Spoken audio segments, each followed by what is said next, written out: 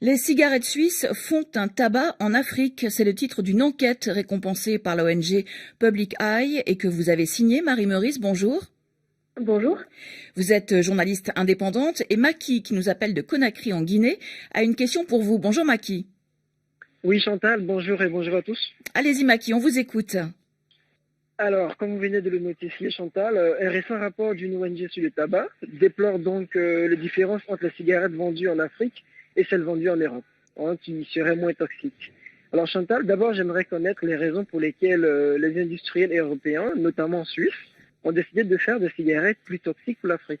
Marie Meurice, fumer en Europe tue, mais fumer en Afrique tue encore plus. C'est ce que démontre finalement votre enquête. Oui, c'est ça. J'ai fait analyser des cigarettes suisses vendues au Maroc et celles-ci sont plus chargées en goudron, en nicotine et en monoxyde de carbone que les cigarettes qu'on fume ici en Suisse. Alors, officiellement, les fabricants disent pas qu'elles sont plus toxiques. Ils disent que les Africains ont un goût différent des Européens et qu'ils préfèrent des cigarettes plus fortes, évidemment. Ce qui est particulier comme raison invoquée.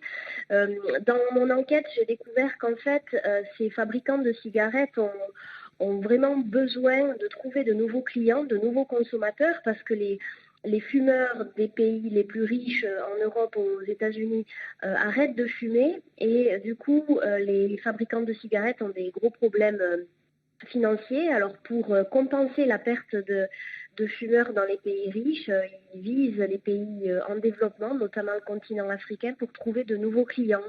Et puis trouver de nouveaux clients en Afrique, il faut séduire les fumeurs. Et pour les séduire, en fait, on charge un peu plus les cigarettes. Un jeune fumeur, par exemple, un adolescent ou un jeune étudiant en Afrique sera plus vite dépendant de la cigarette si celle-ci est plus chargée en nicotine. Alors voilà un peu, je pense, les raisons des fabricants pour plus charger les cigarettes qu'ils vendent en Afrique.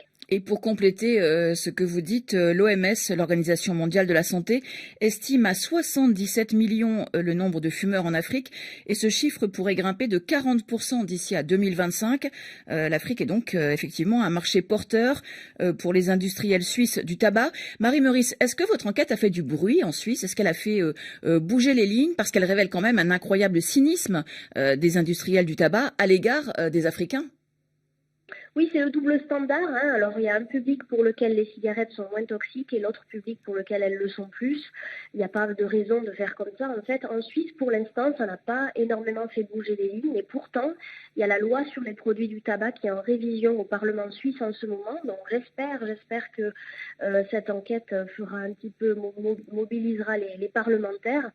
Pour le moment, dans la mesure où c'est quelque chose qui n'est pas illégal, les fabricants font des choses tout à fait légales en faisant ça, donc personne n'est monté au créneau jusqu'à maintenant. Maki, est-ce que vous avez une autre question pour Marie Meurice? Oui Chantal, en effet. D'abord, quelles sont les mesures qui sont prises par les pays africains pour réduire la consommation de ces cigarettes particulièrement toxiques? Et aussi, pour terminer rapidement, peuvent-ils se retourner contre ces cigarettiers? Marie Meurice, la balle est dans le camp des pays africains maintenant? Oui, c'est une question qui est intéressante et fondamentale, évidemment.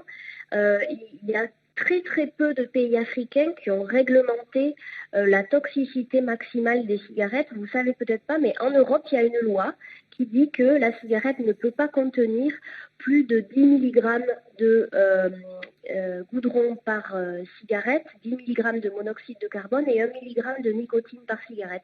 Il y a une loi et les fabricants doivent la respecter. En Afrique, il n'y a pas du tout ça.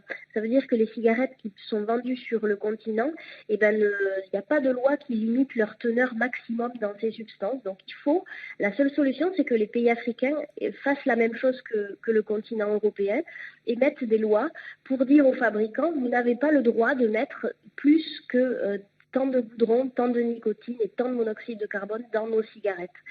Et ça, très peu de pays africains l'ont fait à ce stade et je pense que c'est le prochain combat. D'où le rôle primordial des ONG pour pousser les pays africains à adopter des normes de protection à l'égard des populations. Oui, c'est sûr, il y a les associations de lutte contre le tabac qui sont quand même très actives selon les pays sur le continent africain. Le problème, c'est que mettre en place une loi, et après, il faut la faire respecter, c'est-à-dire qu'il faut se doter des moyens pour l'appliquer et pour vérifier que les cigarettes qui circulent dans le pays sont conformes à la loi. Donc évidemment, ça demande un petit peu de moyens et ça, c'est ce qui manque cruellement dans certains pays d'Afrique.